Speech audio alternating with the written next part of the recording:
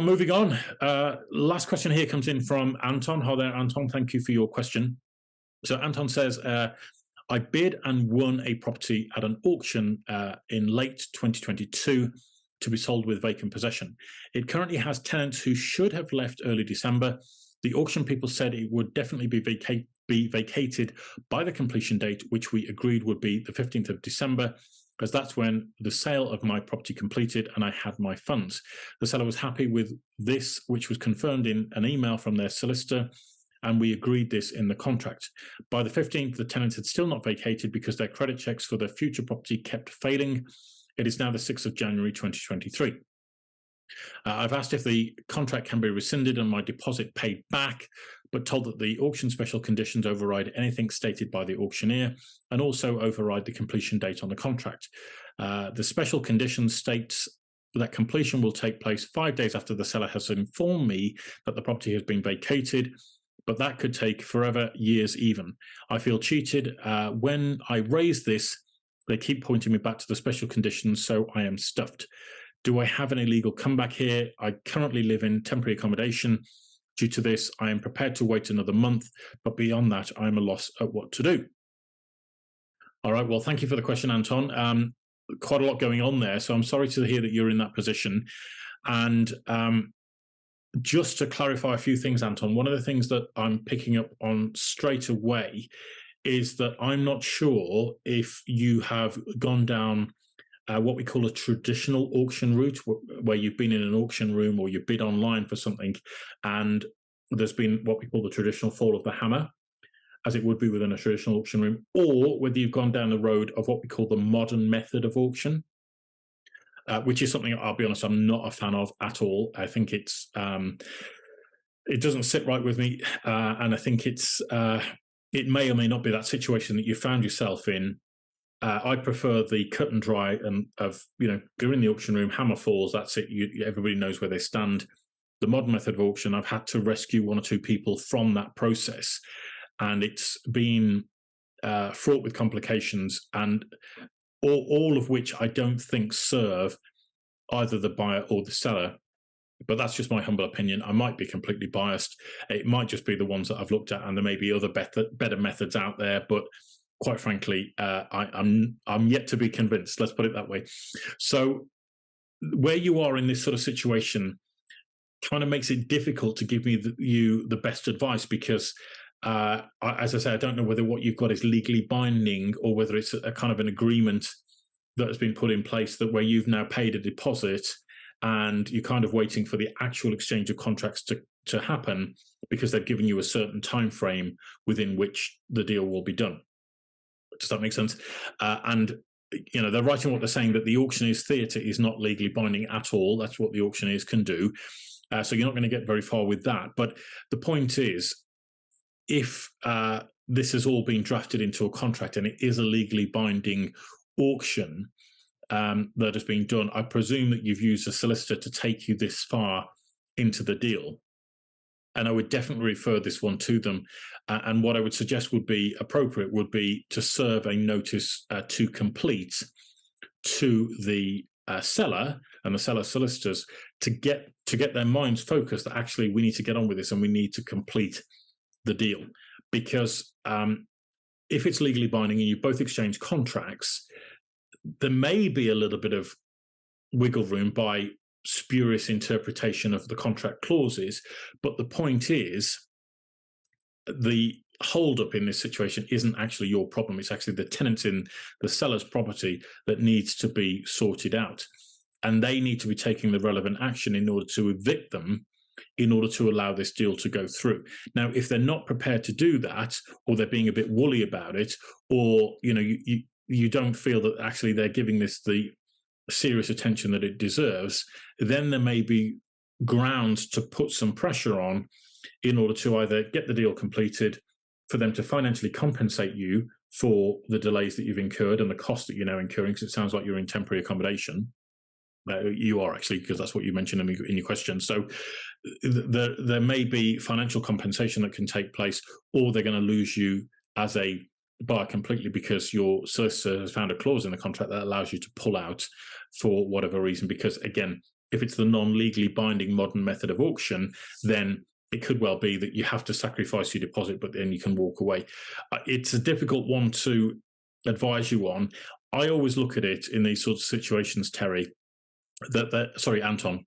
I always look at it in these sort of situations, Anton, that there has to be what we call a test of reasonableness.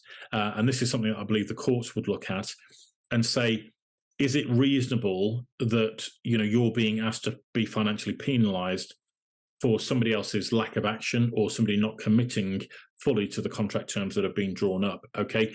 And you have to look at this from in the cold light of day. What money are you exposed to losing? Are there other penalties that might come and bite you on the backside, i.e., because you have exchanged contracts and now you have to be very careful about how you move forward, or not, as the case may be? Or can those financial penalties be put on the seller because you're now being put in a difficult position through no fault of your own? Okay. And the frustration with this, Anton, which is why I'm such a fan of people getting more and more educated in the home buying and selling process, is because these sorts of situations put you in a very difficult, potentially financially penalizing situation. And you haven't actually done anything wrong here. That's the important point.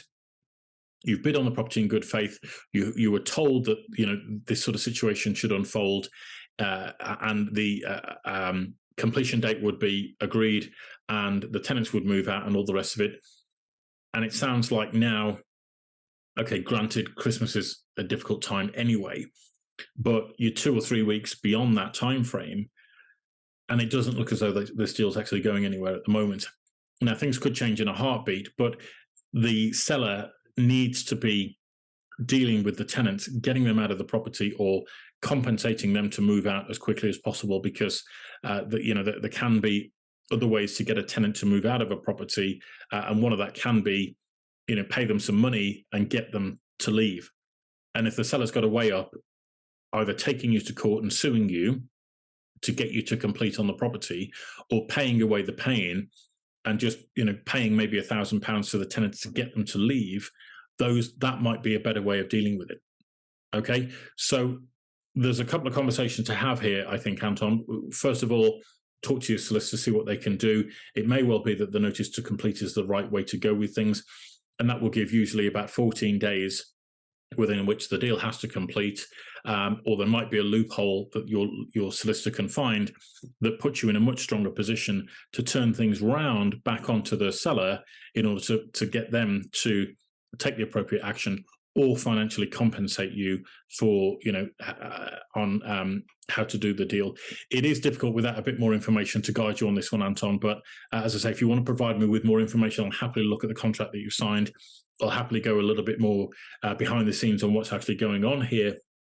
But I would be, if I was in your shoes, I'd be going down the nuclear road, which is, I'm out of this deal unless things happen, and they happen pronto. I need to see some concrete action of things happening, and blaming it on the tenant or referring me back to a contract isn't good enough. It needs to happen. And if that involves me having to pull out of the deal, and then you guys have to take me to court and sue me, then so be it. But that's me. I can be fairly bullish about these sorts of things, Anton. In your situation, I would probably take it a little bit more gentle, have a more rational conversation with your solicitor before you pull the plug, and see what your potential liability is in that situation. Otherwise, you could end up in a very sticky situation. All right. So hope that helps, Anton. Best of luck. Hopefully it'll all work out sooner rather than later. One of the things I do want to say, Anton, and this is probably going to sound a little bit wacky after the advice I've just given you, but I have a thing that I don't share this with many people at all. So I'll share it with you now. I don't know why, but it's come to me as something that might help. Life can be pretty stressful, right? And there can be a million things thrown at us at any one time, and can be so overwhelming, and we can get so uptight, and we can be so full of the need to control certain situations that we just end up more and more frustrated and more angry when things aren't running the way that we would like them to. And what I found, Anton, is that sometimes by just surrendering to life, magically somehow things work themselves out and solutions get presented to you, and things magically kind of openings appear where there were no ways forward, or doors open where all the doors were closed, or something happens in such a way that you just get a phone call that says, yeah, you know what, tenants have moved out, we can complete tomorrow. And so there's a great book called The Surrender Experiment, and I'd really recommend you read that, because it has helped me so much to navigate through life, whereas I used to get very worked up and very kind of like, what am I doing wrong, or why is this happening, or this shouldn't be happening, which is sort of going against the flow of life. And it's a bit more of a spiritual approach to life, Anton, but sometimes relaxing, taking the heat out of the situation, surrendering, going for a nice walk. These sorts of situations, I go for a walk with a dog, I forget about it, I'm just in nature, I'm sitting there enjoying myself, and all of a sudden a solution presents itself, and things work out. It's quite empowering. It takes a lot of faith to do that, and I don't know if you are a bit of a religious man or not, or whether it's a sort of thing that you would entertain. But as I say, read The Surrender Experiment. That book just is so profound. Michael Singer, I think, is the author. That's probably the most profound book in terms of changing my life and giving me a different take on things. So I hope it helps you as much as it helped me, Anton. Best of luck with this all. As I say, if you want me to look a bit more behind the scenes on what you've actually agreed to, let me know, send me the information. I'll happily do that for you. But also going to suggest that you try surrendering as well and see if that brings you a solution. All right. So that's all of the questions that we've had in this week. So thank you so much for all of your contributions. We're here every week doing this, taking all of your property questions that you send in to us, and taking the time to answer it in as much detail as possible, and pointing you in the right direction to the right resources to help you get the knowledge and information that you need. You can send your questions in to us via email, which is happytohelp@WiggyWam.co.uk. That's happytohelp@WiggyWam.co.uk. You can also go to our website to find a lot more knowledge and information in our learning center. That's WiggyWam.co.uk. That's WiggyWam.co.uk. And if you want to go to the learning section on there, put /learn. You can also send your questions in via Twitter. Our Twitter handle is at WiggyWam_UK. That's at WiggyWam_UK. And again, we'd be delighted to take these questions in and answer them as we do each and every week. Please also share this with your friends and your family members and your social circles. Share it out on social media. There are literally hundreds of thousands of people every month that need help with their moving journey.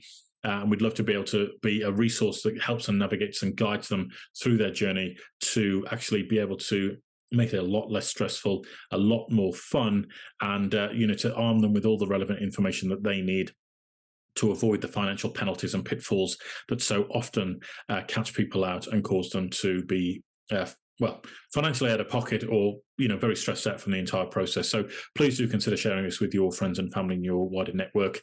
And we'll be back next week, which we're very much looking forward to. So that's it from me tonight. Thank you so much indeed once again for tuning in, and I look forward to seeing you again next week. You take care. Bye-bye.